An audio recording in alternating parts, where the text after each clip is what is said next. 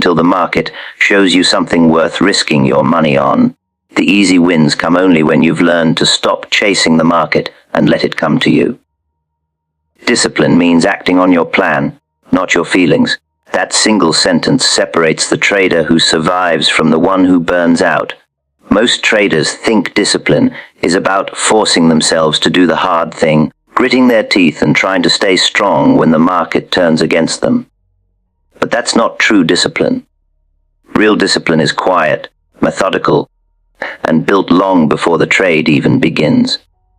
It's not about how strong you feel in the moment. It's about how prepared you were before the moment arrived. When a man trades without a plan, he's at the mercy of his emotions. Every tick up or down becomes a signal to act. He buys because he feels good. He sells because he feels fear. That's not trading. That's reacting. The market doesn't reward reaction. It rewards preparation. The disciplined trader already knows what he'll do in every possible scenario before he even places the order. His plan tells him where to enter, where to exit, how much to risk, and when to sit still. When you have that kind of structure, emotion doesn't get a vote. You ever notice how traders tend to break their own rules right when the market gets exciting? They'll say, just this once, or it looks too good to miss. That's emotion disguising itself as opportunity. Every time a trader abandons his plan, he's trading his discipline for a thrill, and the market is merciless about punishing that kind of behavior. It might reward you once or twice, but in the long run, emotion always takes back more than it gives. Discipline isn't something you switch on when things get tough. It's something you build into your method from the start. If you find yourself relying on willpower in the heat of a trade, it means you didn't plan well enough beforehand. The best traders don't fight their emotions. They design systems that make those emotions irrelevant. They automate their decisions, not necessarily with machines, but with rules. Their plan becomes the machine.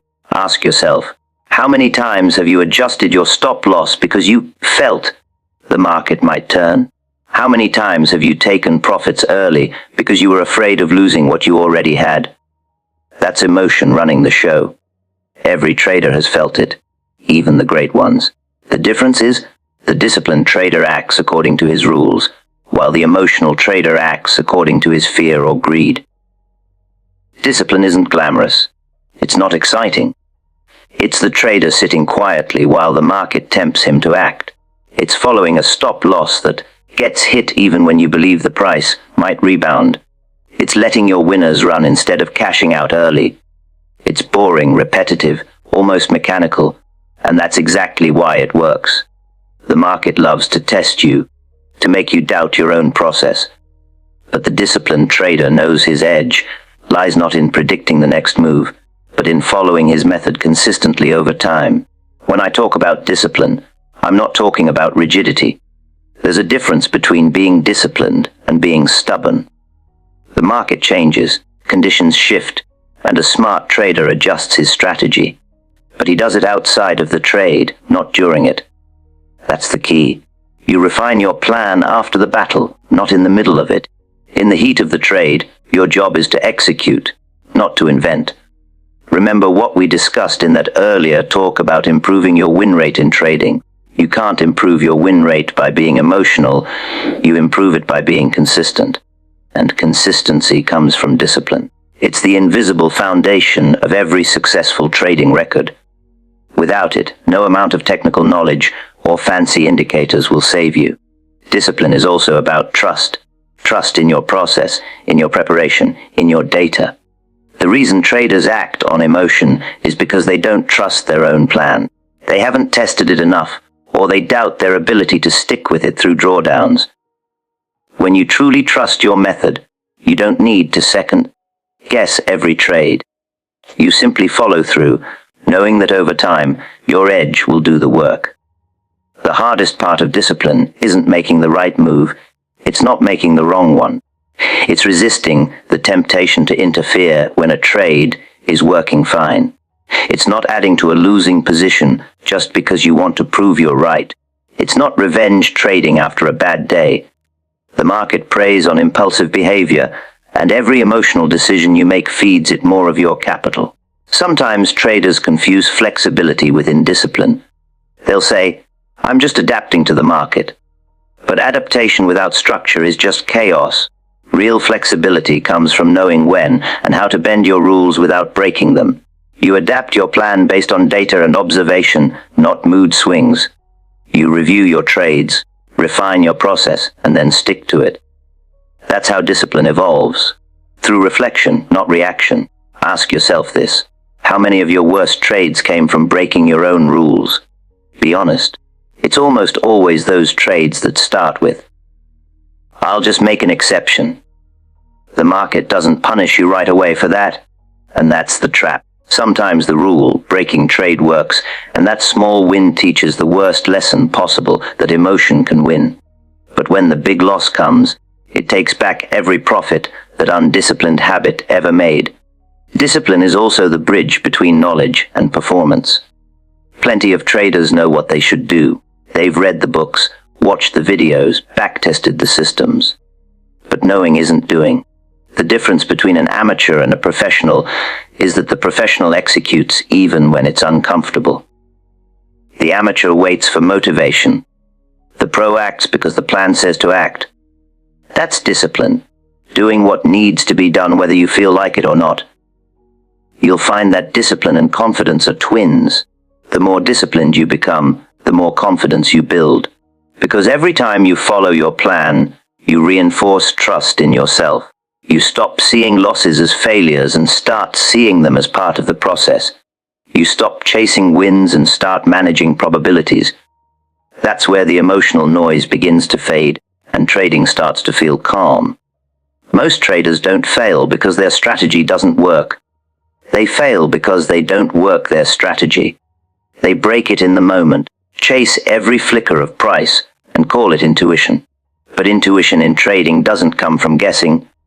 It comes from disciplined observation over years. The instincts of a veteran trader are really just deeply ingrained discipline shaped by experience. Every great trader I ever met had one thing in common. They could sit still while others panicked. They didn't need constant confirmation. They didn't need to feel right all the time. They trusted the plan, followed it, and accepted whatever came. That's real discipline, not emotional numbness, but controlled execution in the face of uncertainty. Discipline isn't about perfection, it's about consistency. You'll slip at times, everyone does. The difference is that the disciplined trader recognizes it quickly, corrects it, and returns to the plan. He doesn't spiral into self-blame or revenge trades. He knows the goal is to trade well, not to trade often. Because in trading, your results are just the mirror of your discipline. The market reflects what's inside you, and if your decisions come from emotion instead of principle, the reflection won't be kind. Conviction is built through study and repetition, not excitement. That's one of those truths that most traders don't want to hear. Everyone wants conviction, that unshakable confidence to hold through the noise, to ride a winner, to stick with a plan even when the market tests your nerves. But they want it without earning it. They think conviction is something you can feel your way into, like a burst of adrenaline or a flash of inspiration. It isn't. Conviction isn't a feeling, it's a product of work, observation, and familiarity with the market's behavior. It's built over time, brick by brick, through long hours of studying charts, reviewing trades, and learning to trust what you see instead of what you feel. When a trader first starts out, he thinks conviction comes from confidence. He believes if he can just believe in himself hard enough, he'll trade better. But belief without evidence is just guessing. Real conviction is evidence-based. It's knowing because you've seen it before, the same setup, the same volume pattern, the same reaction in price. You've watched it play out dozens of times. You know the probabilities, the rhythm, the tempo. You act not because you're excited, but because it makes sense. That's conviction. Calm, deliberate, earned through repetition. Excitement is the enemy of conviction. Excitement is emotional energy. It makes you act fast, think less, and overestimate your certainty. Conviction, on the other hand, is steady. It's quiet confidence. It doesn't need to shout. When you're excited about a trade, you're usually reacting to the story in your head, not the signal on the chart. But when you have conviction, the story doesn't matter. The chart does. You execute because your preparation leaves no room for debate. You ever notice how a trade you're most excited about often ends up being the one that hurts you most? That's because excitement clouds judgment. It tricks you into thinking you see something special, something others missed. But the market doesn't reward excitement. It rewards clarity.